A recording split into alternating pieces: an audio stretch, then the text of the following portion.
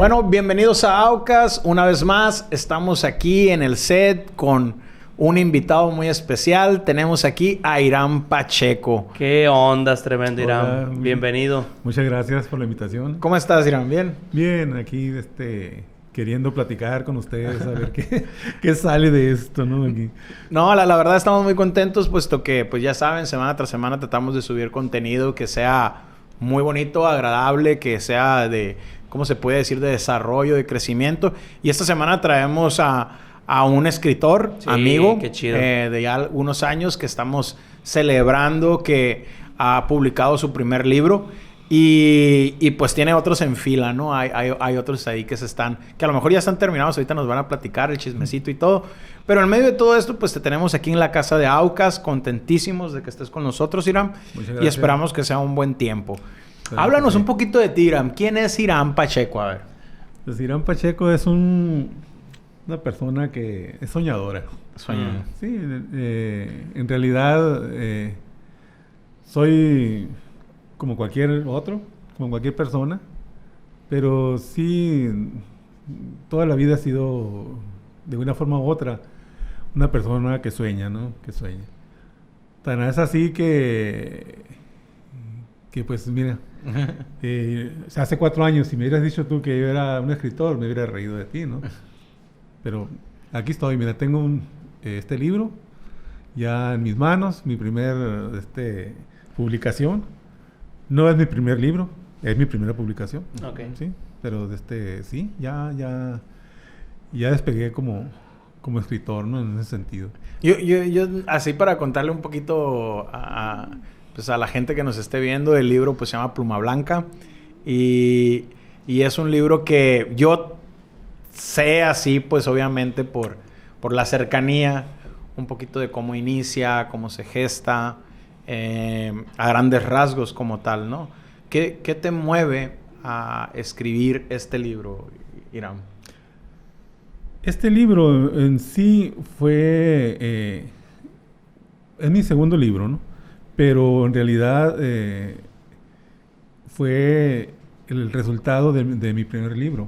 Mi primer libro fue una escritura que yo inicié como un juego, como una apuesta entre mi hija y yo para poder yo a ver si la hacía a ella motivarla a que ella escribiera, ¿no? Porque ella tiene una capacidad tremenda para escribir. Y escribir otro libro que se llama La Estación. No debí haber dicho esa palabra, va a tener que borrarla. Porque es un libro que está en proceso. No, está en concurso. Ah, ok. Bueno, en realidad ese libro que le diremos La Pila, me motivó a querer escribir ya más en serio. ¿Sí? ¿Por qué? Porque ese primer libro pues tenía una gran parte de experiencias mías, ¿no? Como cualquier escritor que inicia, como cualquier escritor que novato que quiere hacer algo. Y pues mi motivación era lo de mi hija y pues dije, lo más fácil es eso, ¿no? Escribir sobre alguien que yo sé. Y que pues, conoces. Sí, que conozco. Intentas conocer. Y que se me hizo más fácil hacerlo, ¿no? Pero ya una vez que terminé ese libro, pues como que quedó ese gusanito de la literatura, ¿no? En mí. Entonces decidí yo hacer algo más en serio. Que fuera más que ¿cómo dirá? Que me motivara más o que me fuera una especie de Desafío. Pues. desafío, esa es la palabra que andaba buscando, como un desafío para ver para probarme yo si podía ser alguien que escribiera y que fuera aceptable, ¿no? en su escritura. Y pues para eso me enfrasqué yo en una investigación que duró como 3 años y medio más o menos de la investigación que hice, ¿no? Yo trabajo en el INAH y mis compañeros que ahí trabajan son investigadores que pues siempre están trabajando con las tribus, con las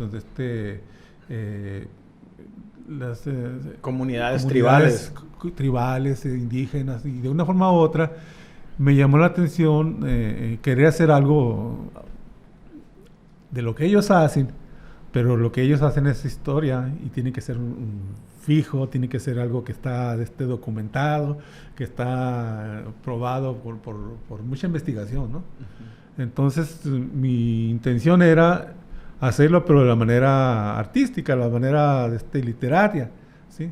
En forma de arte, no en forma que no fuera una crónica, sino que fuera una novela. Y así fue como me lancé a este desafío. Y como les digo, duré 3 años y medio más o menos leyendo literatura sobre apaches. Yo creo que leí como unos 60 libros sobre apaches. Wow. Para más o menos darme una idea de cuáles eran las costumbres, de cuál era la idiosincrasia de ellos, cómo pensaban, estuve leyendo, ¿sí? Y leí muchos libros. Quizás alguien se dé cuenta por ahí que yo más o menos escribí algo así. Bueno, yo lo que hice fue sacar ideas, okay. No lo que no copiar lo que ellos han hecho. ¿Por qué? Porque ellos tienen su trabajo, tienen su ya elaborado, pues su legado, ¿no? Su legado, ¿no? Entonces yo quería hacer algo mío, que tuviera algo ficción, una idea, personajes creados por mí, ¿no? Pero sí duré bastante leyendo y escribiendo, ¿no? Oye, Iram, me llama la atención que mencionas y te identificas como un soñador, ¿no? Y creo que una de las cosas más complejas en la vida han sido los soñadores avanzar y tener que comer al mismo tiempo. Sí, y tener que no renunciar a ese sentido que hay en su corazón. Y creo que muchas personas que nos están viendo ahorita pueden tener algún sueño en cuanto a algo, ¿no? Y me llama la atención que te catalogues como un soñador. Pero serían 2 preguntas. ¿Hasta qué edad escribiste tu primer libro? ¿Ok? Y si ese era tu sueño, ¿cómo administraste todo ese proceso? Porque son años de espera, ¿no? Me imagino. Son años de espera y yo lo pongo así a la mesa y lo traigo como muchos de nosotros. Nosotros tuvimos la oportunidad de seguir nuestros sueños, pues, jóvenes, ¿no? Muy, muy jóvenes. Uh-huh. Y, pues, rasguñar ciertos aspectos que nos ayudaron a aprender. Y por distintas formas de la vida nosotros nos alejamos y volvimos otra vez a retomar nuestro sueño. Yo creo que nunca nos hemos alejado en ese sentido, así tú y yo. Pero veo a un Iram que dices, empecé a escribir ya con mi hija, ¿ok? Entonces habla de algunos años que tuviste que esperar. ¿Cómo viviste ese proceso? Uno, ¿a los cuántos años lo iniciaste? Y segundo, ¿cómo fue el proceso de la espera, no? Sí. Pues a los 56 años empecé yo a escribir. Que lo hables. Wow. A los 56 años empecé a escribir. Lo que pasa que mi trasfondo sobre esto es que yo de joven leí mucho. O sea, un libro que caía a mi mano yo lo leí. ¿Sí? Y me dice que una vez me preguntaron, ¿cuál es el libro que más has leído? Bueno, digo, pues la Biblia la leí como 4 veces completa. Sí, pero cualquier libro que caía en mis manos era devorado por mí, ¿no? O sea, me gustaba leer y el género que fuera, ¿no? No tenía yo una preferencia. Bueno, sí tenía preferencia porque cuando estaba un chamaco y lo que más le cae a la mano son algunos libros a mí. Un tío mío le gustaba mucho leer las novelitas vaqueras, esas de Marcial Lafuente Estefanía, que eran bolsilibros vaqueros, ¿no? Pues de eso sí leí, yo creo que cientos de ellos. ¿Por qué? Porque él tenía sus libros ahí, era mi vecino, y tenía su caja, una bolsa. Era tu dealer de libros, ¿no? Sí, él me los prestaba y cuando terminábamos de leer todo lo que tenía en la bolsa, él iba y las cambiaba por otras y él siempre andaba renovando su inventario de libros, ¿no? Pero en realidad toda la vida yo he leído, así incluso... De hecho es un hábito heredado, ¿no? Una pasión heredada porque Lisette, un saludo a Lisette, ella también le encanta, o sea, la lectura y la escritura de closet, porque todavía no se anima, ¿verdad? Pues ella fue la culpable de que yo me iniciara en esto, ¿no? En realidad, yo siempre le he insistido que escriba. No es presión, no es presión. Sí, pero sí, ella tiene mucha capacidad, pues, y yo siempre admiraba de ella eso, ¿no? Ahora sí. Yo también, y una cosa que yo nunca me imaginé como escritor, pues, o sea, yo me gusta leer, pero no me imaginaba que podía tener esa capacidad para transmitir, ¿no? Como lo tiene ella. Quizás a ella no se atreva. Muchas veces el no atrevernos a veces nos estanca a no alcanzar muchos sueños que podemos tener, ¿no? Y eso es a lo que iba mi pregunta, pues, ¿qué es lo que te hizo esperar tantos años?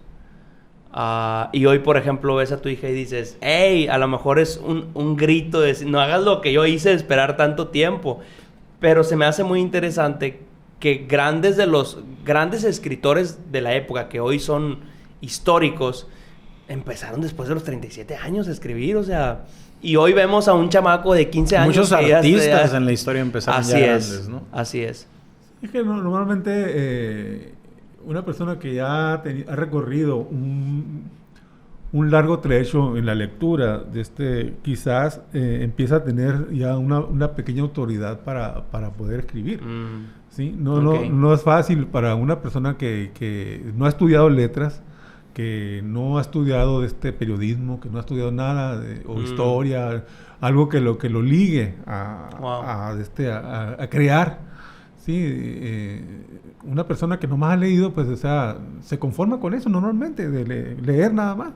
Y cuando el dicho dice, no, planta un árbol, ten un hijo, escribe un libro.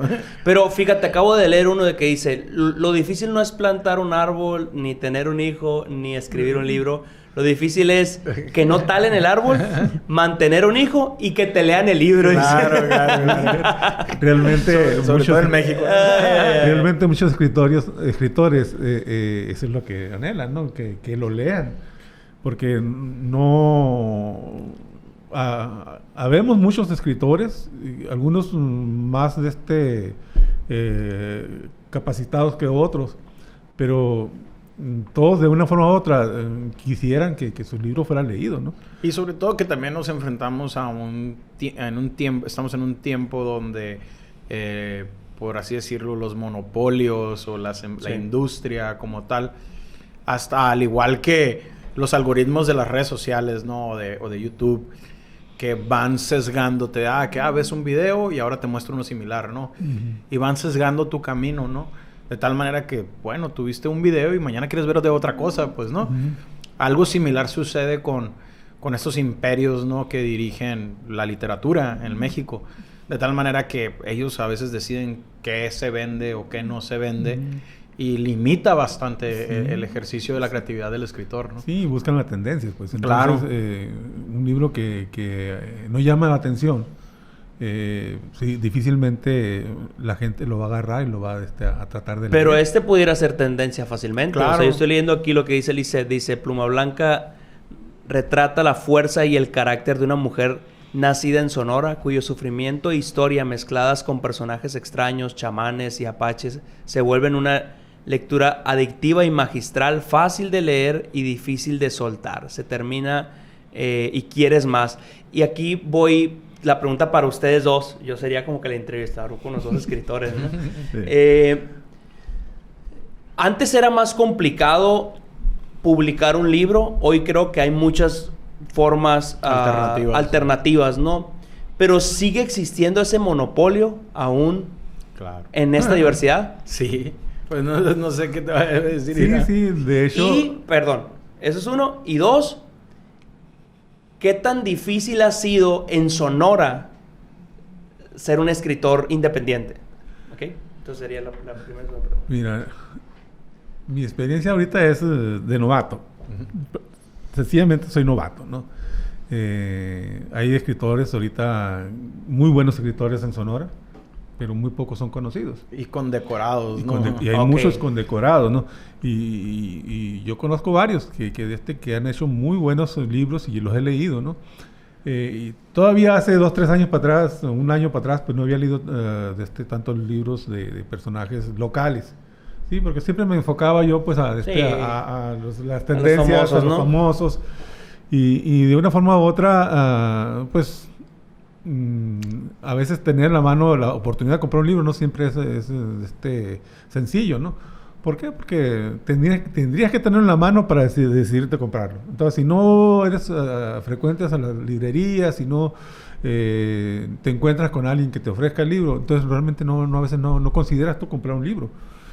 Y el hecho de publicar, pues ahorita las grandes editoriales, es muy difícil que se fijen en un novato. Es muy difícil. Ahora, hay las famosas de estos concursos. Hay los famosos concursos y pues muchas veces los concursos son ganados por personas que tienen ya una trayectoria. Sí, y lo tienen un sistema muy interesante. Por ejemplo, no sé, yo he estado checando convocatorias y, por ejemplo, si tu libro tiene 100 páginas, ellos lo van descartando por lectura de página. Si la primera página les interesa, siguen a la segunda, y si no les interesa la segunda, la descartan. Y hay autores, por ejemplo en mi caso, que a mí me gusta llevar al lector en un vaivén, que no siempre lo interesante te lo pongo al principio, sino que te lo pongo de manera que lo meto al medio y luego lo retomo al final y te llevo de un lugar al otro. Entonces tienen ciertos esquemas que son funcionales para cierto tipo de escritura, más no para... O sea, realmente tienen ya un librito, bueno, válgame la redundancia. Sí, hay directrices muy definidas. Tienen una directriz bien definida que no da oportunidad a la diversidad y hasta cierto punto el monopolio, me refiero a eso, que aunque haya muchas formas de publicar un libro, hoy si no estás en la vitrina de Walmart o de Gandhi o en alguna otra, se suele ser complicado, ¿no? Y deja tú, no sé cuál ha sido la experiencia tuya, pero por ejemplo en el caso de Gandhi, que se queda con un gran porcentaje del costo total de tu libro. Y para el escritor local se vuelve un serio problema porque nosotros no tenemos tirajes de 10,000 libros. Pues, ¿no? Sí, una persona que quiere vivir de esto, tiene que tener una gran... un respaldo muy grande de una editorial y que esa editorial se interese en apoyarte, porque puede una editorial grande que le gusta tu libro, pero si no te promociona, si no te apoya, el libro se va a quedar siempre en la estantería ahí no va a pasar de ahí, ¿no? Entonces es un sueño fallido de muchos escritores. Y como te digo... Y aparte entra el celo también, ¿no? Sí, porque hay mucho celo. Algo que pues yo tengo poco también desde que salió mi primer libro. 3 años aproximadamente. Y al entrar en este universo de escritores, me doy cuenta que hay demasiado celo, viejo, entre escritores. Entre incluso ¿cómo te podría decir? Las agrupaciones de escritores, ¿no? O sea, como que tratan de siempre a poner al frente a los conocidos, a los que tienen esa trayectoria, al compadrazgo. Y hay escritores que son increíbles y que tú dices, uy, ¿por qué nunca había escuchado de esta persona? Pues, precisamente por eso los escritores ya novatos, incluso aquellos que son independientes, intentan tener libros que sean llamativos desde la primera página. ¿Por qué? Porque así como lo hacen también las editoriales, también los lectores, si no se enganchan con las primeras 4 o 5 de estas, ya no siguen. Ya lo sueltan. Sí.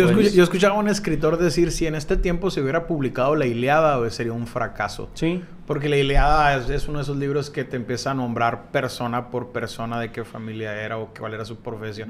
Y era así como un casi genealógico, pues me explico, así de que tantos y tantos de estos y tantos de aquellos hizo esto, hizo lo... Y para un lector eso se vuelve pesadísimo. Sin embargo, hablar de La Ilíada es wow, me explico. Y en este tiempo tal vez hubiera sido un completo fracaso. Pues sí, pero en realidad en ese tiempo me imagino yo que nomás los eruditos eran los que leían. ¿Por qué? Porque el vulgo no tenía acceso a los libros.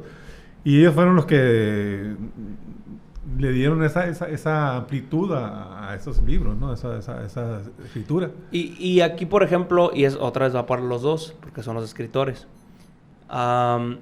¿Qué tanto han vivido el síndrome del impostor? El síndrome del impostor es que tú ya estés viendo algo y que digas, no, es que me van a descubrir, yo no soy esto, o sea, yo no estoy tan preparado. Y por ejemplo, cuando vieron su libro y a lo mejor decir, no se va a vender o no les va a gustar, o mejor no lo saco, no, espérate, o sea, detente, no lo saques todavía. O sea, ¿qué tanto lo viviste tú en tu proceso con el libro y qué tanto lo viviste tú? ¿Tú primero o yo? No, Dale, tú eres dale. aquí el invitado. Bueno, mira, en realidad, no me importó eso a mí. Ok. No me... Como soy novato y no tengo yo la... ¿No dudaste? No dudé. Incluso, si se fijan ustedes, si se leen el libro, se van a dar cuenta que el protagonista es una mujer. O sea, tuve que pensar como mujer en algunos casos para poder yo plasmar ahí lo del libro, ¿sí? O sea, hiciste un levantamiento de datos. Leer, buscar, investigar, desde el punto de vista cómo es una mujer reaccionaría, o como una mujer levantar pues muchas veces la autoestima de una mujer, porque aquí en este libro es una protagonista que sufre mucho al principio, tiene un sufrimiento terrible, ¿no? Y los que le rodean, su madre sobre todo, pues es una persona que sufre, pero se levanta, ¿no? O sea, ella descubre que era una persona inteligente, descubre que podía hacer cosas, y es cuando se empieza a revelar, ¿no? Y poder salir de esa prisión, esa situación en la que estaba. Porque este libro se desarrolla en un ambiente cerrado. No es en la pradera como todos los apaches andaban tirando. ¿No? ¿Sí? Ella al final, lo siguiente, bueno, esta es el primer libro de una saga de 4 libros. Pero su primera infancia, su primer libro, todo transcurre dentro de una cueva, de una montaña. Ahora, para mantener siempre viva y la tensión en un libro que se desarrolla con 3 personas dentro de una cueva, y que hasta que ella es joven sale de ahí. Imagínate todo lo que tuve que pensar, lo que tuve que investigar, lo que tuve que más o menos idear para mantener siempre la tensión del libro, que no decayera el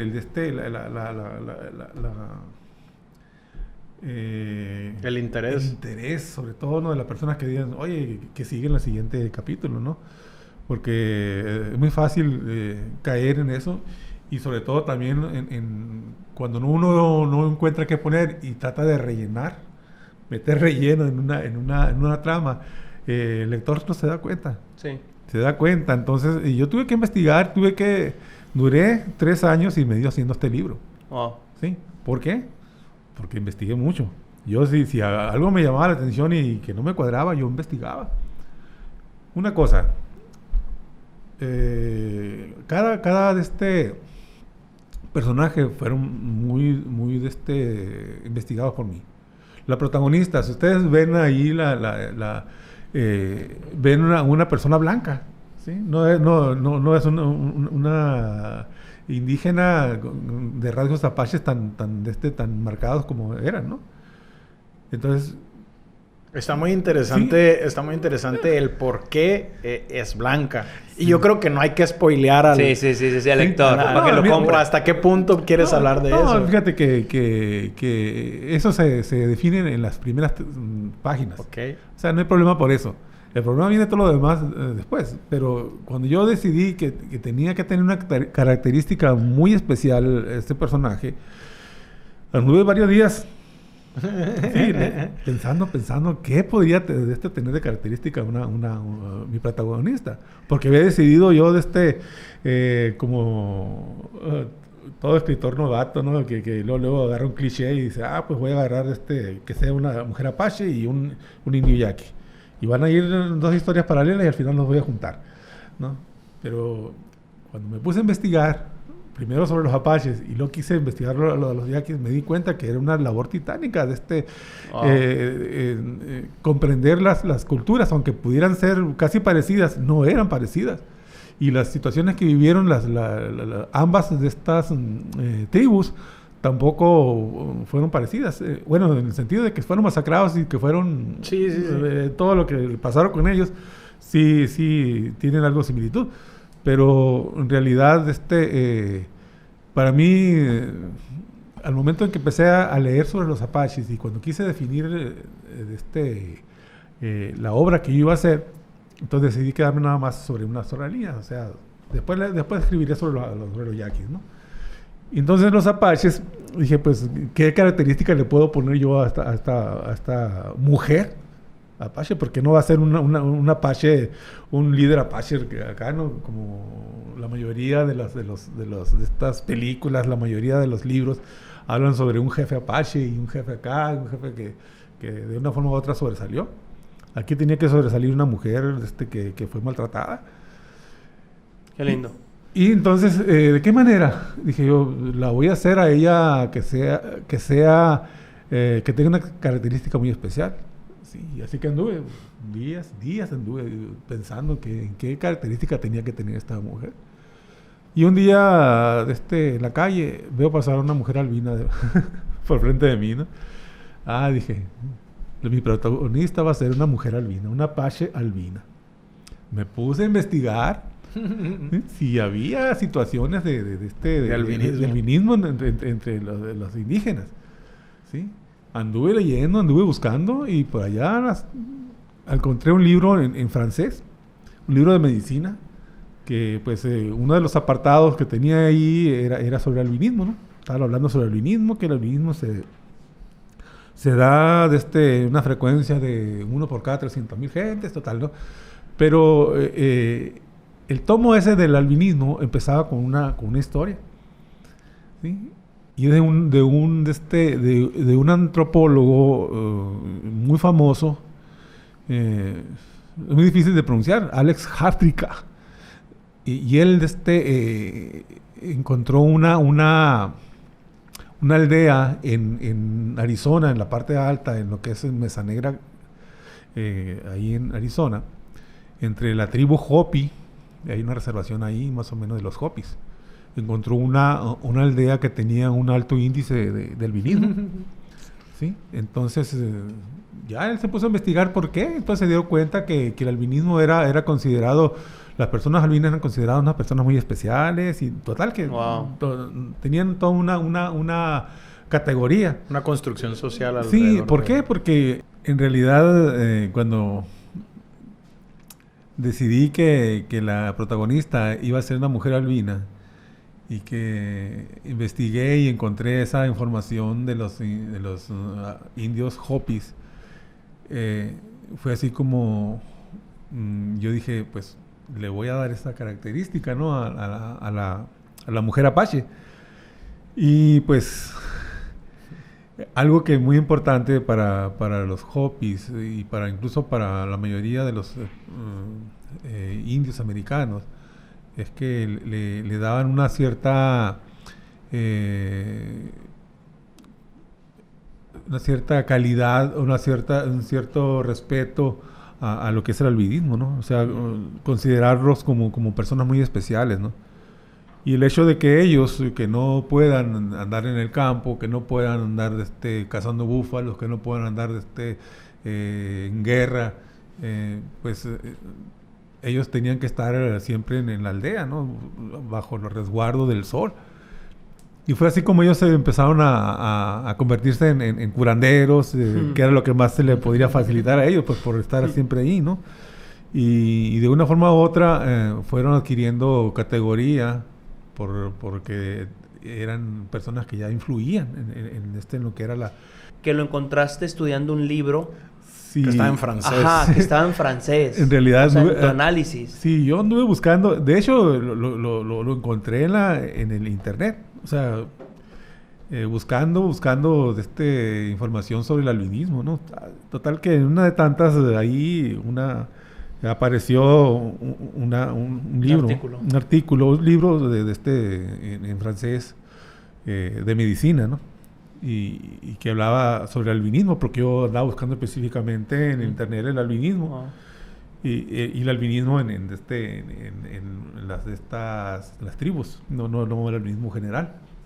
Sí. Sí, entonces... Es complicado, ¿no? Sí, es un tremendo búsqueda que tienes que andar brincando, ¿no? Y hasta que lo encuentras. Allí encontré ese libro yo en francés de medicina, y pues el artículo que traía ese libro, porque traía varias de estas enfermedades que estaban ahí descritas y estaban en el libro tratadas, pues.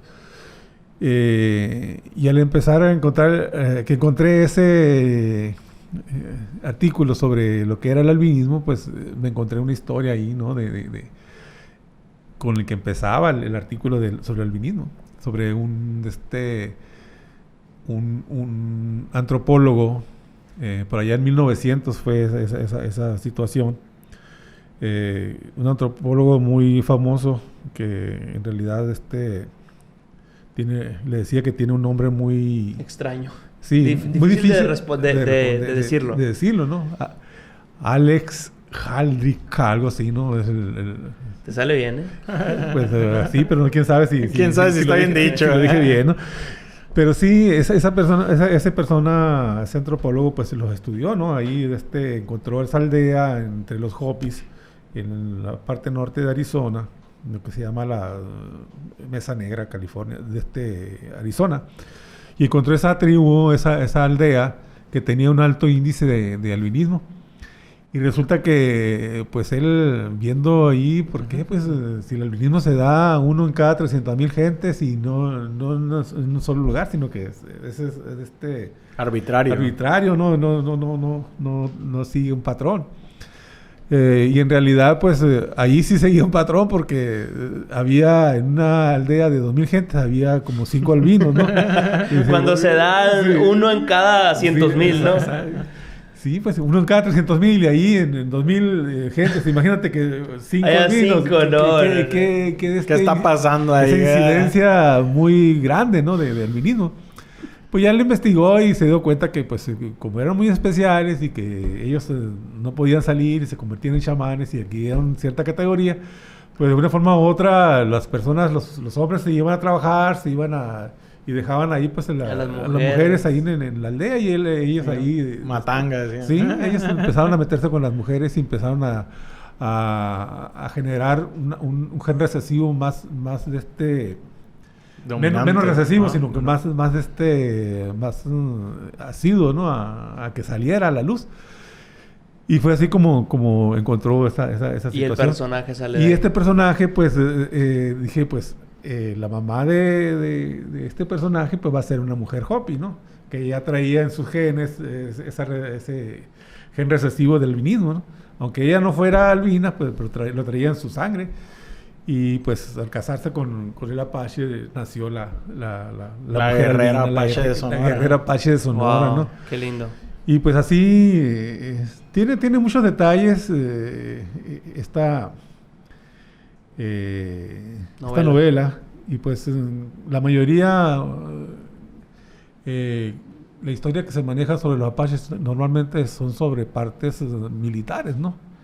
Que atacaron fue una parte, que ahí van una partida de soldados o de personas que se juntaron para ir a corretearlos, a tratar de quitarles lo que se robaron o que se llevaron prisioneros, tratar de quitárselos. Y total que era una lucha constante de los apaches con los mexicanos y con los gringos, ¿no? ¿Y cómo ha sido en tu experiencia este primer libro? O sea, ¿te ha ido bien? ¿Has tenido buena aceptación? Fíjate que gracias a Dios, pues salió a finales de mayo.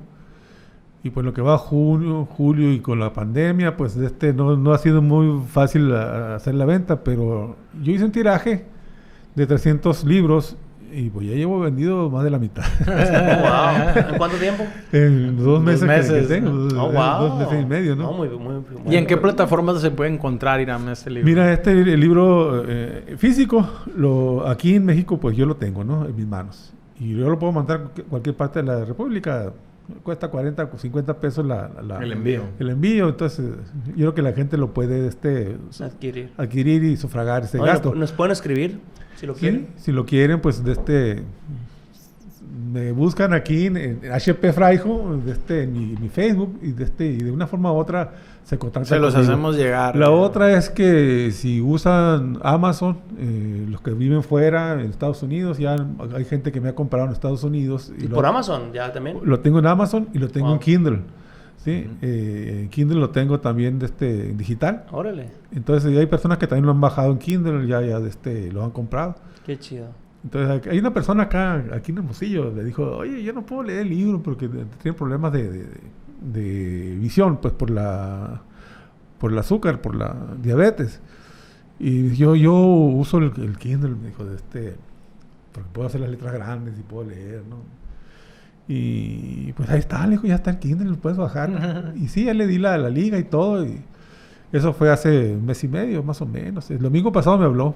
Oye, me dijo, ya estoy por irme a la iglesia, pero te quiero decir algo. ¿Qué? Me dijo, estoy leyendo el libro, ya lo tengo, me dijo.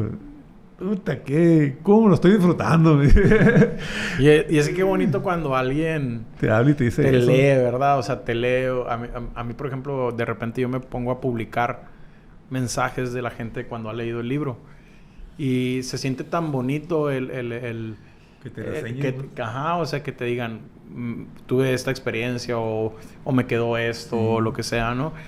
Y qué bonito, la verdad. Felicidades, Irán. ¿Quién iba a pensar que a lo mejor ya es un sueño que ya traías? No lo sé, o sea, pero... O que no lo atendiste o desarrollaste, ¿no? Pues no sabía que estaba ahí, pero que el momento en que lo descubrí, pues decidí seguir adelante, ¿no? Y ahorita ya, este es el primer libro de 4. De una saga. Yo hace poco, creo que antier o ayer o anteantier, estaba viendo un meme o una de esas publicaciones en Facebook que decía, vivimos en una sociedad donde muchos jóvenes o adultos o personas de la tercera edad están frustrados porque nos enseñaron que la edad para estudiar era a los 18 o 20 años, ¿no? Y la vida no se trata de eso. La vida se trata de que si tú tienes un sueño, un anhelo, una pasión y tienes 50, 40, 30, 70, lo que sea, que vayas por él, pues, y eso es lo que te mantiene activo. Y qué padre, pues, o sea, qué padre que a lo mejor fue algo que pudiste haber iniciado hace tiempo, pero yo creo que el tiempo es de Dios, el tiempo de la vida es perfecto, pues, ¿no? Así es. Y yo me pongo a pensar, por ejemplo, mi primer libro, y no les gusta a las personas que están involucrados ahí en mi primer libro, pero mi primer libro surge de un tiempo que yo estuve en cama. Estuve en cama 2 semanas y media, y en 2 semanas y media, y en una frustración, yo empiezo a escribir y a escribir y a escribir qué me gustaría decirles a mis hijos. Y yo no sabía que podía escribir un libro hasta que llegó ese momento donde no me quedó de otra más que tratar de abrazar la idea de qué quería que mis hijos supieran, qué quería que mis hijos tuvieran en claro, ¿no? Y una vez que abres esa puerta, te es imposible no seguir contemplándolo, porque una vez que te apasiona algo, se vuelve una adicción, se vuelve algo que se desborda como una presa, y lo haces, y lo haces, y lo haces. Yo cuando menos me lo espero, estoy en la computadora y me pregunta a Sara, ¿qué estás haciendo? Estoy escribiendo. ¿Qué estás escribiendo? Un poema. ¿Qué estás escribiendo? Una reflexión. Porque se vuelve algo que está ahí, pues, y es bueno que uno lo atiende. Y la verdad que me alegro un chorro contigo. Es algo que a mí me tocó antes de que lo escribieras, la amenaza o el desafío o el reto hacia tu hija de... Tú tienes todo para hacerlo, ¿por qué no lo haces? Y ella, no, pues porque te voy a demostrar que sí se puede. Oye, yo voy a escribir un libro. Y aquí, por ejemplo, hablando del aspecto de una novela, a mí me encantan los libros y la película del Señor de los Anillos, ¿no? Y cuando supe que iba a salir la película de Tolkien, el escritor del Señor de los Anillos, y hay un libro también de su biografía, habla mucho de cómo él vivió el proceso de escribir, porque él vivió en la Primera Guerra Mundial y vivió todo ese tipo de cosas, ¿no? Y cómo lo tradujo a un escrito tan emblemático y tan increíble como es la trilogía, ¿no? del Señor de los Anillos. ¿Cómo influye la vida de Hiram en el libro? O sea, ¿sí influye, se ve, o es totalmente ajeno que tú dices, oye, ¿sabes qué? Lo voy a desconectar. ¿Hay una desconexión o realmente hay vestigios o hay luces de procesos que tú viviste a lo mejor en tu vida? Muchas cosas que yo puse ahí son cosas cotidianas que escuché, cosas que no que yo haya vivido, porque en realidad bueno, sí, hay cosas que se viven, ¿no? Pero que en realidad de una forma lo leíste, de una forma lo escuchaste, de una forma lo viste. Entonces aprende uno a ser observador.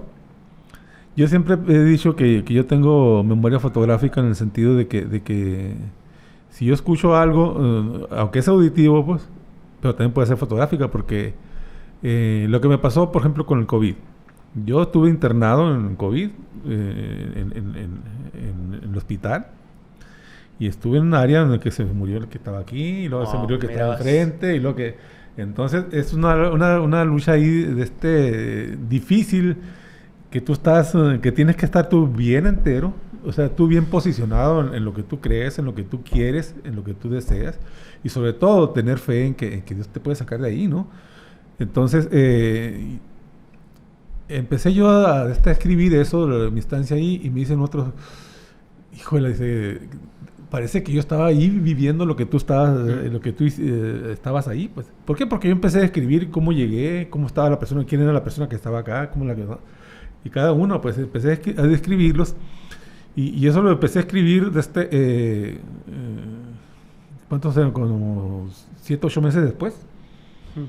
¿Sí? O sea, uno puede decir, pues las cosas se olvidan. Sí. No, pues las cosas tú las puedes tener en tu mente, ¿no? Y la puedes buscar la manera pero la pregunta es, si tuviste contacto con, o sea, experiencias que viste, a lo mejor que no las viviste tú, pero que las observaste en otros, ¿se ven reflejadas en el libro, en algunos personajes? Se ve reflejada, te voy a decir una cosa. De las tantas cosas que yo leí, ¿sí?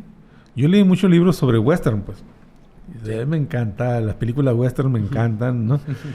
Y también hay un libro, hay una autora que me llamó tanto la atención que me gustó el primer libro que yo leí de ella. Se llama el clan de la cueva del oso cavernario. Así se llama el libro. Y es un libro tremendo, muy bonito. Y esa persona también hizo una saga de esa, porque la protagonista era una mujer. Sí, pero la autora también era mujer. Ella podía desplayarse, ¿no? Pero yo dije, yo me quise dar hacer probarme yo mismo como escritor. Uh-huh. Porque yo ya había hecho mi primer libro. Y pues se me hizo fácil escribirlo porque, bueno, ahí sí estaba parte de mi vida. Un 50-60% de lo que yo escribí son cosas que yo viví, pues de una forma u otra, o lo vi o lo viví. Pero aquí era encontrar una historia que no me reflejara a mí, pero que me probara a mí como escritor, en el sentido de que yo tenía que ser un buen investigador, ¿sí? Y ser objetivo de cómo estar yo narrando que estaba pasando ahí como un narrador, como ¿cómo le dicen? El narrador que es omnipresente, ¿no? Que está viendo lo que está la situación y la está describiendo. Y que pueda transmitir a través de lo que escribe, las sensaciones, las emociones. Entonces tenía yo que jugar con los personajes. O sea, está bien, dije, la mujer le voy a dar un lugar y le voy a dar una participación en la cual ella tiene que salir. Pero también me puse en el lugar de los otros personajes. Uno era muy malo. Los villanos. Y tenía yo que estar pensando tontería y media a ver cómo podía hacer a esa mujer hacerla sufrir, ¿no? Wow. Interesante. Entonces, fue una lucha, Es un pero, arte, ¿no? fue algo que tan bonito, el saber que estás construyendo algo, que al final tú lo ves y dices, ¿cómo pude hacer todo eso, no? ¿Cómo se me ocurrió eso en primer lugar? Entonces muchas veces uno dice, un dicho que dijo alguien, lo aprovecho, paz, ahí no lo meto, ¿no? Una situación que viene en una película, esta lo puedo yo adaptar a... Entonces sí hay cosas de tus experiencias ahí. Sí, normalmente... O sea, no lo puedes separar, pues. Sí, siempre va a haber Wow. un referente que te va, de una forma u otra, ¿cómo te digo? A influir Sí, para que tú influir. escribas, ¿no? Sí, pues a final de cuentas todo lo que hacemos y todo lo que somos no proviene solo de nosotros, ¿verdad? No, casi siempre es si no lo viviste, por lo menos lo leíste, No, y lo captaste, no se te quedó ahí en una parte recóndita de tu mente, ahí estaba. Y quizá otra cosa que te pudo haber causado una hilaridad, así, ¿no? Me gustó. Y después cuando tú estás escribiendo, salta y lo va a meter, ¿no? Entonces, pero encajar todo eso en una historia, a veces Sí. ese es el problema, que muchas Entonces- veces uno tiene que... Entonces sí sería que el arte de ustedes vendría siendo... El arte de ustedes tiene la genética de sus experiencias. sí, yo creo que es imposible separarlos, ¿no? Ya. No, pues la verdad, Irán, tenemos a Irán Pacheco en la Sí. casa de Aucas, por Muchas aquí, gracias. Muchas gracias. presentando el libro Pluma Blanca, la guerrera apache de Sonora. La verdad, les invitamos a que adquieran este libro, no solo porque, como se dice, es talento local, sino porque a final de cuentas yo he estado escuchando buenas críticas, inclusive leí por ahí una crítica de Jeff Durango, que la verdad promovía bastante el libro y decía, wow, escritos libros como estos, vale la pena, o sea, invertir en ellos y leerlos. Les invitamos a que sigan a Irán en sus redes sociales, no sé si las puedes mencionar, Irán. Claro que sí, mi Facebook pues, es HP Fraijo, ¿sí? Y mi página es HP Fraijo-escritor. Y pues ahí mismo me pueden buscar también. Mi WhatsApp pues, es 6621 46 48 46. Algo que te quiero comentar. Sin querer, este libro ha ido hasta España, ha ido a Perú, ha ido a otras partes, Ya es internacional. Y tengo incluso una entrevista que me hizo un periodista que está publicado en la revista Milenio. Qué chido. No, muchas felicidades, Irán. No, la verdad, muchas felicidades. Estamos muy contentos. Muy recomendado. Les Cómprenlo. pedimos aquí. Igual comenten, manden mensaje. Igual vamos a poner ahí en la ¿cómo se dice? Descripción del video una conexión directa para el Facebook de Irán Pacheco, donde se pueden comunicar de manera directa. La verdad es un placer tenerte en la casa de Muchas Aucas. gracias, Esperemos que no sea la última. Y sobre todo que pronto esté aquí el segundo. El segundo libro. tercero, Cuando el vengas, cuarto. aquí tienes las Claro que puertas sí. abiertas. Y ahí te invitaremos después a tocar pero otros temas así. También Claro vamos que a sí. tener el libro de Lisette cuando se anime. Sí, Lice, un saludo para Lice, un saludo para tu No familia. te conozco, pero luego te vamos a tener aquí. Un abrazo. Un gusto. Les invitamos Sí, a que gracias. compartan, den like, Sí. comenten y que ahí hagan crecer esta red. Saludos, que estén bien. Nos vemos.